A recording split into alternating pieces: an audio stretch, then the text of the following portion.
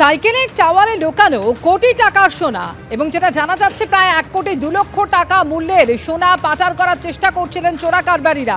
যদিও পলাতক ওই চোরা কারবারি এবং জানা যাচ্ছে যে মালদায় 1 কোটি 2 লক্ষ টাকার সোনা বাজেয়াপ্ত করেছে বিএসএফ এবং 7টি সোনার বিস্কুট বাজেয়াপ্ত করেছে বিএসএফ এর 119 ব্যাটালিয়নের জওয়ানরা। মোট 816 গ্রামের 7টি সোনার বিস্কুট বাজেয়াপ্ত করা হয়েছে, যার বাজার মূল্য হচ্ছে 1 কোটি 2 লক্ষ 40 হাজার টাকা। এমএসপুর সীমান্ত ফাঁড়ি দিয়ে সোনা পাচারের চেষ্টা চলছিল সাইকেলের টায়ারে লুকিয়ে। সন্দেহভাজন ব্যক্তির সাইকেল পরীক্ষা করতেই উদ্ধার হয় এই সোনা।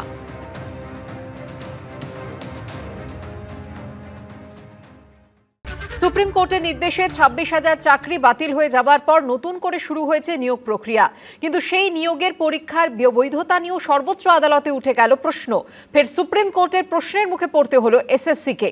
সুপ্রিম কোর্টের রায়ের বাইরে গিয়ে শূন্যপদ তৈরি, নতুন বিধি অনুযায়ী পুরনোদের পরীক্ষা নেওয়া নিয়ে চূড়ান্ত অসন্তোষ প্রকাশ করল সুপ্রিম কোর্ট। এরই সঙ্গে এসএসসির সমস্ত মামলা ফেরত পাঠিয়ে দেওয়া হলো হাইকোর্টে। পাশাপাশি দাগিদের বিস্তারিত তথ্য সহ তালিকা প্রকাশ করতে বলল সর্বোচ্চ আদালত।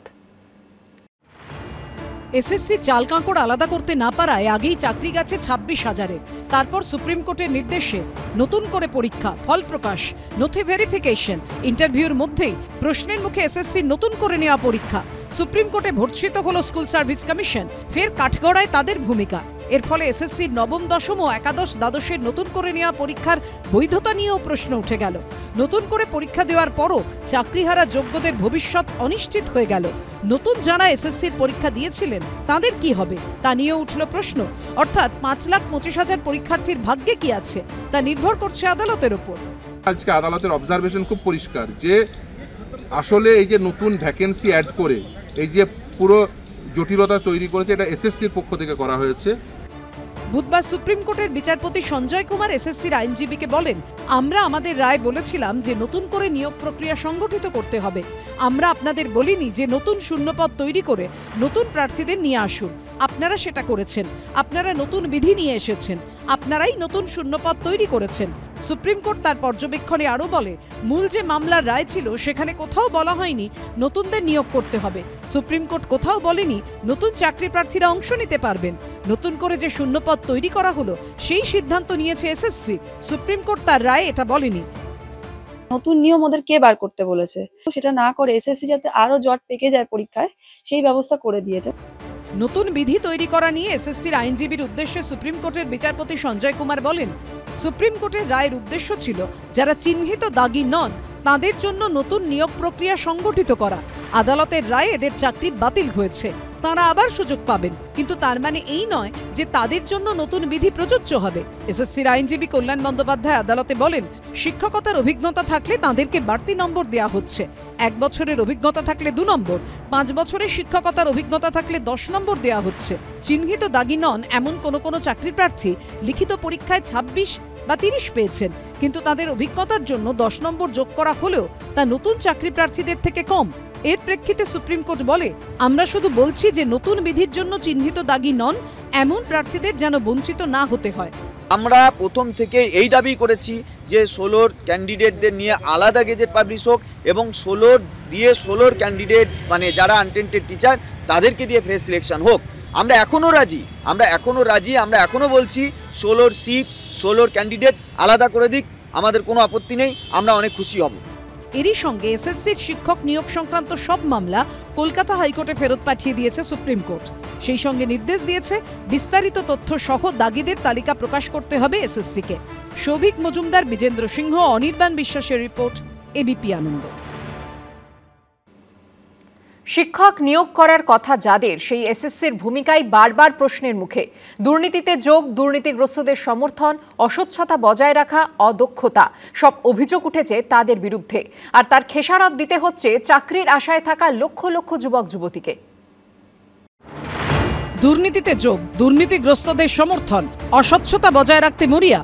শিক্ষক নিয়োগে দুর্নীতি নিয়ে শুরু থেকেই বারবার এই ধরনের অভিযোগে বিদ্ধ হয়েছে স্কুল সার্ভিস কমিশন। বুধবার সুপ্রিম কোর্টে তীব্র তিরস্কারের মুখে পড়ার পর এসএসসির বিরুদ্ধে উঠল আরও একটা গুরুতর অভিযোগ, অদক্ষতা, যার খেসারত হিসেবে নতুন পরীক্ষায় বসা লক্ষ লক্ষ চাকরি প্রার্থীর ভবিষ্যৎ বিষবাণ জলে। আমরা কি দায়ী এর জন্য? আমরা পড়াশোনা করলাম কি করতে? এর আগে ব্যাপক দুর্নীতির জেরে চাকরি হারিয়ে পথে বসেছেন হাজার হাজার যোগ্য শিক্ষক শিক্ষিকা। সেই দুর্নীতির সঙ্গে এসএসসির একাংশের যোগ কতটা গভীর ছিল তা পরিষ্কার হয়ে গিয়েছিল বড় বড় মাথাদের গ্রেফতারিতে। এসএসসির নিয়োগ দুর্নীতির মামলায় কেন্দ্রীয় এজেন্সির হাতে গ্রেফতার হয়েছিলেন এসএসসির প্রাক্তন সভাপতি সুবীরেশ ভট্টাচার্য, এসএসসির প্রাক্তন উপদেষ্টা শান্তিপ্রসাদ সিনহা, এসএসসির সচিব অশোক সাহা। দুর্নীতি নিয়ে যখন মামলা আদালতে গড়ায় তখন কলকাতা হাইকোর্ট থেকে সুপ্রিম কোর্ট বারবার এসএসসিকে বলে চাল থেকে কাঁকড় আলাদা করতে, অর্থাৎ যোগ্য এবং অযোগ্য প্রার্থী আলাদা করতে, কিন্তু স্কুল সার্ভিস কমিশন তা করেনি। যারা বেআইনি, যারা অযোগ্য, বাকি সবাই যোগ্য। দেখুন, আমাদের যা রেকমেন্ডেশন গেছে তার মধ্যে আমরা চিহ্নিত করেছি এদের, বাকি সবাইকে যোগ্য বলতে আপনি তো তাহলে পাচ্ছেন না। এটা কখনো সার্টিফাই করা যায় না। সবাইকে আমি তো চেক করে দেখিনি, তাদের ওএমআর কি আমি বাকি 19,000-এর বা বাকি 23 লক্ষের ওএমআর চেক করে দেখেছি? শেষ অবধি এবছরের 3রা এপ্রিল গোটা প্যানেলই বাতিল করে দেয় সুপ্রিম কোর্ট। অযোগ্যদের সঙ্গে চাকরি হারান হাজার হাজার যোগ্য শিক্ষক শিক্ষিকা। তারপরও বারবার দাগিদের পাশেই দাঁড়াতে দেখা গেছে এসএসসিকে। নতুন করে পরীক্ষার জন্য যে বিজ্ঞপ্তি এসএসসি জারি করে শুরুতে, তাতে কোথাও স্পষ্ট করে বলা হয়নি যে দাগিরা পরীক্ষায় বসতে পারবে না। বিজ্ঞপ্তিকে চ্যালেঞ্জ জানিয়ে হাইকোর্টে মামলা হলে আদালতে দাঁড়িয়েও কার্যত দাগিদের হয়ে সওয়াল করেন স্কুল সার্ভিস কমিশনের আইনজীবী। 1 জুলাইয়ের শুনানিতে এসএসসির আইনজীবী বলেন, সুপ্রিম কোর্ট কোথাও বলেনি যে নির্দিষ্টভাবে চিহ্নিত অযোগ্যরা নতুন নিয়োগ প্রক্রিয়ায় অংশ নিতে পারবে না। কদিন পর 7 জুলাইয়ের শুনানিতে এসএসসির আইনজীবী ফের হাইকোর্টে কার্যত দাগিদের হয়ে সওয়াল করে বলেন, কারো দোষ প্রমাণ হয়েছে? কোন আইনে এদের আটকানো হবে? শেষ পর্যন্ত হাইকোর্টের সিঙ্গেল বেঞ্চ এবং তারপর ডিভিশন বেঞ্চকে নির্দেশ দিতে হয় চিহ্নিত দাগিদের বাদ দিয়ে করতে হবে 2025-এর নিয়োগ প্রক্রিয়া। এবার এসএসসির নতুন পরীক্ষার বিধি নিয়েও প্রশ্ন তুলল সুপ্রিম কোর্ট। সুপ্রিম কোর্ট স্পষ্ট ফেরত পাঠিয়ে দিল হাইকোর্টে এবং স্পষ্ট করে বলল যে আমরা নিয়োগ করতে বলেছি, কিন্তু ভ্যাকেন্সি নতুন করে ক্রিয়েট করা অথবা পোস্ট বাড়ানো তার তো কোনো কথা হয়নি।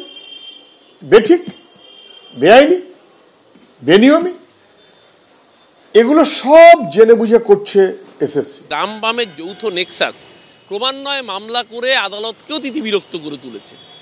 সরকার স্বচ্ছতার সাথে নিয়োগ চেয়েছে, সুপ্রিম কোর্ট এর আগে কোথাও বলেনি যে একসাথে পরীক্ষা নেওয়া যাবে না। নিয়োগে অস্বচ্ছতা থাকলে তো এই পরীক্ষাটাকেই বাতিল করে দিত। সুপ্রিম কোর্ট তাদের পরীক্ষা বাতিল করেননি। সুপ্রিম কোর্ট মামলাটা বলেছেন এখন থেকে সুবিধার জন্য হাইকোর্টেই শুনানি হবে। এই পর্যন্ত সুপ্রিম কোর্ট নির্দেশ দিয়েছিল 31শে ডিসেম্বর পর্যন্ত শিক্ষকতা চালিয়ে যেতে পারবেন চাকরিহারা যোগ্য শিক্ষক শিক্ষিকারা, পাবেন বেতনও। কথা ছিল এই সময়সীমার মধ্যেই শেষ করতে হবে নতুন নিয়োগ প্রক্রিয়া। কিন্তু এবার কি হবে? যোগ্য চাকরিহারা শিক্ষক শিক্ষিকাদের ভবিষ্যৎ কি? সন্দীপ সরকার, উজ্জ্বল মুখোপাধ্যায় ও শিবাশিস মৌলিকের রিপোর্ট, এবিপি আনন্দ। এবিপি আনন্দ, এগিয়ে থাকে, এগিয়ে রাখে।